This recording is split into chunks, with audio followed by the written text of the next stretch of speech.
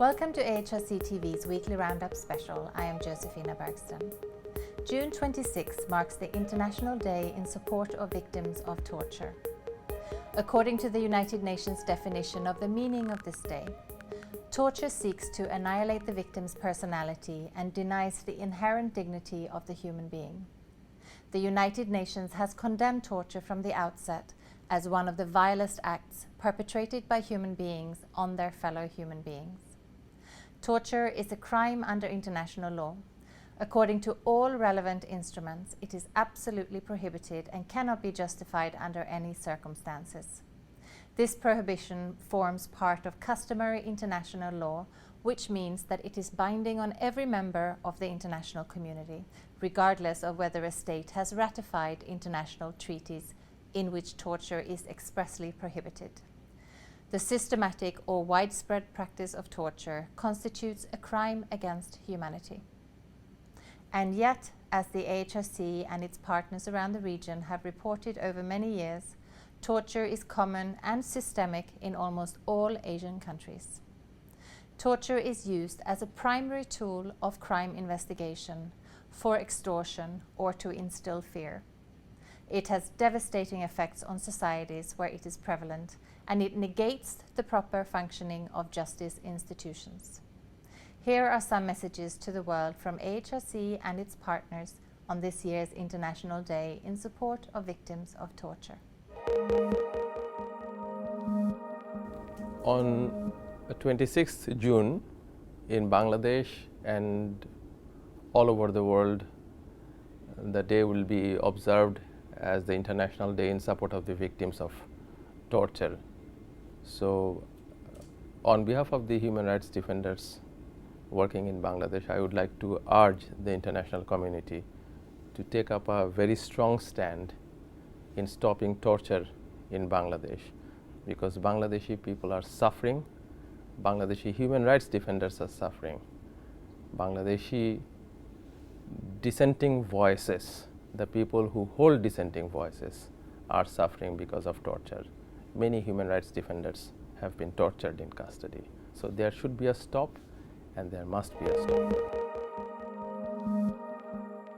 The torture that happens in our society and in our country is sometimes is extreme torture, where people are being disabled. Some people who are totally handicapped, and they are reduced to nothing. Because torture incapacitates the person and also takes away the dignity of the person.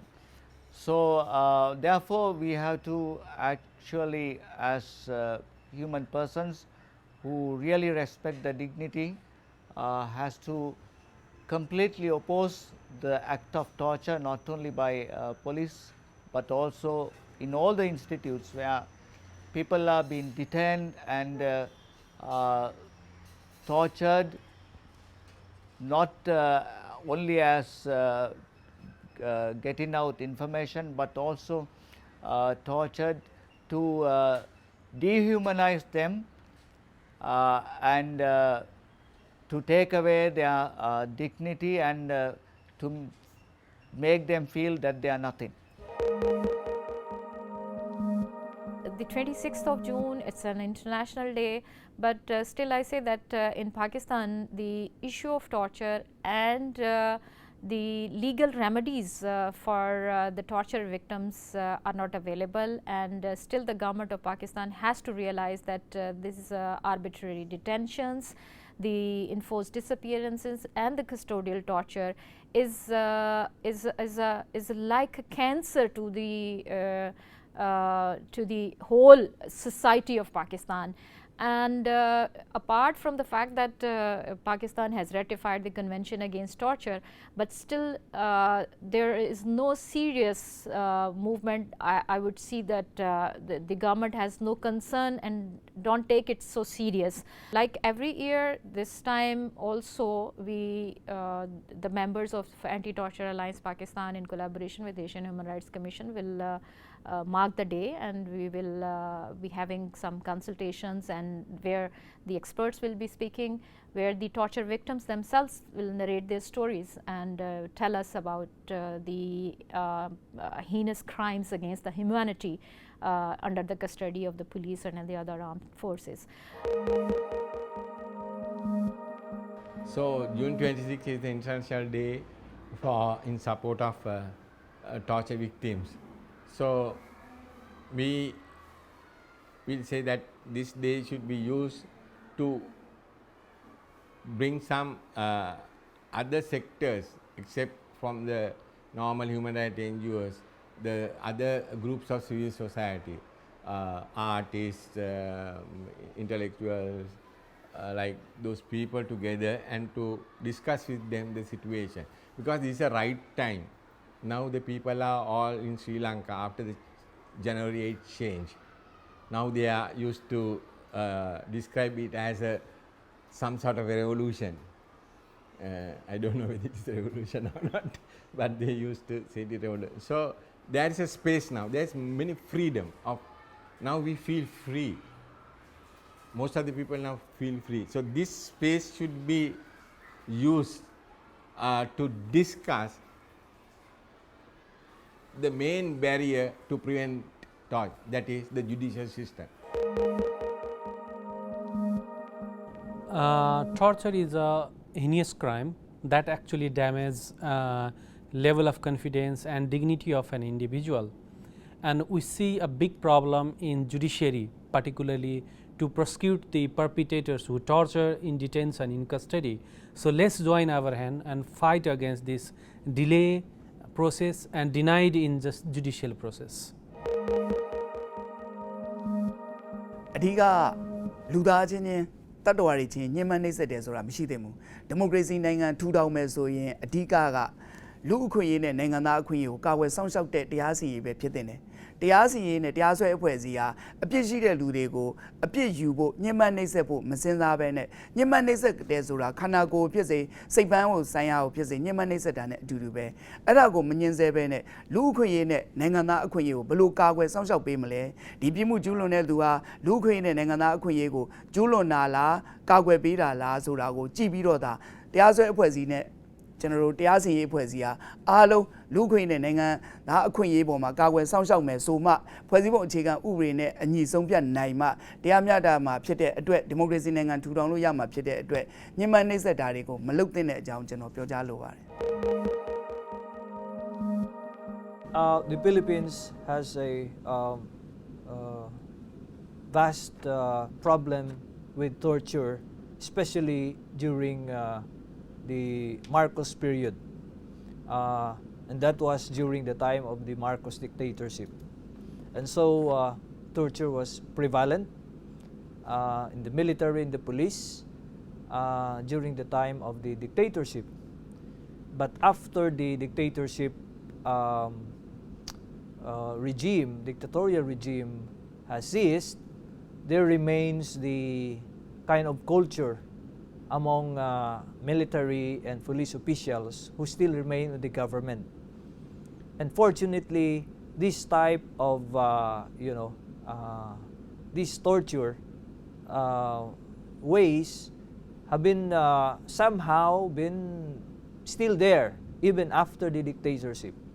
And so there was a law that was passed by Philippine Congress, the Anti-Torture Act and the Enforced Disappearance Act. But you see, these laws were passed even after the dictatorship, just fairly recently. And these were because of, in reaction to extrajudicial killings and torture that were happening even after the Marcos dictatorship.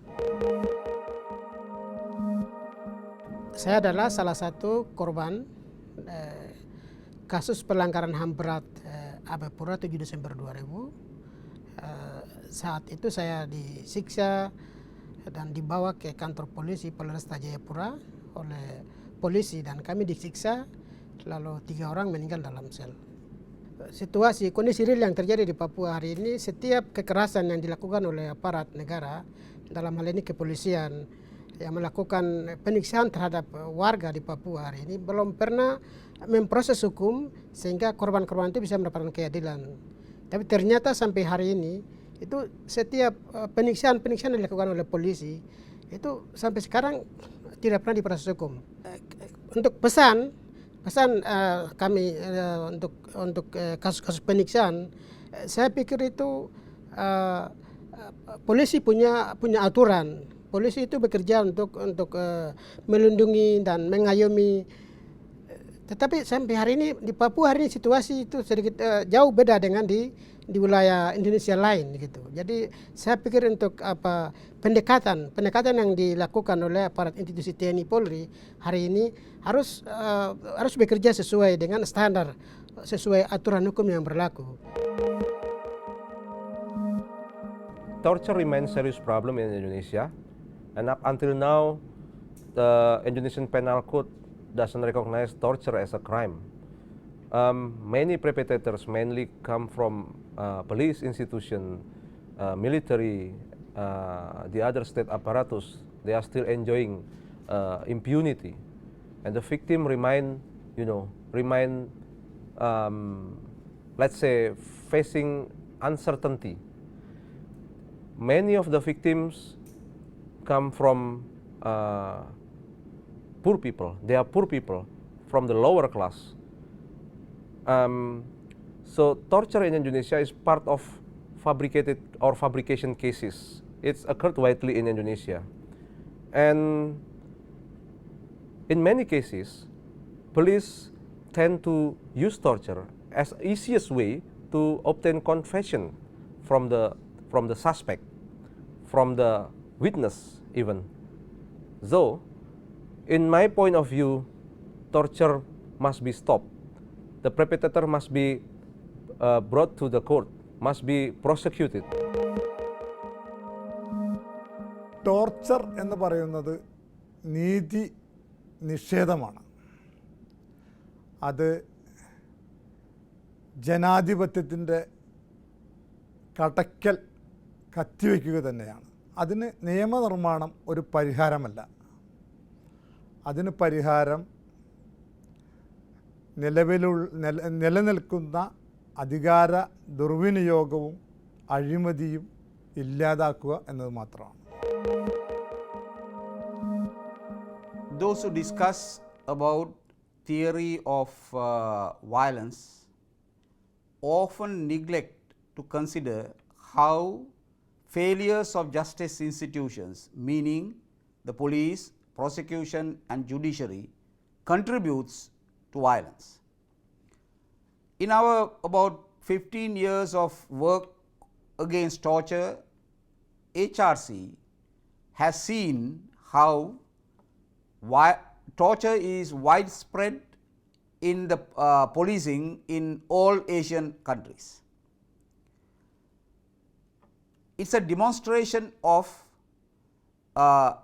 primitive and a backward system of justice which has failed to assimilate the modern concepts and practices of administration of justice.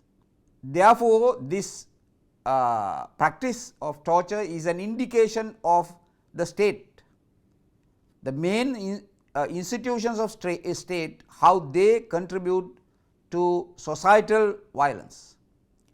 And I think elimination of torture is a primary condition of any struggle against violence. That is all for this special weekly roundup on International Day in support of victims of torture. To find out more about torture in Asia, log on to www.humanrights.asia. You can also subscribe to Torture, Asian and Global Perspectives, a magazine that offers unflinching reflections on the practice of torture at www.torturemag.org. Thank you for watching and see you again next week.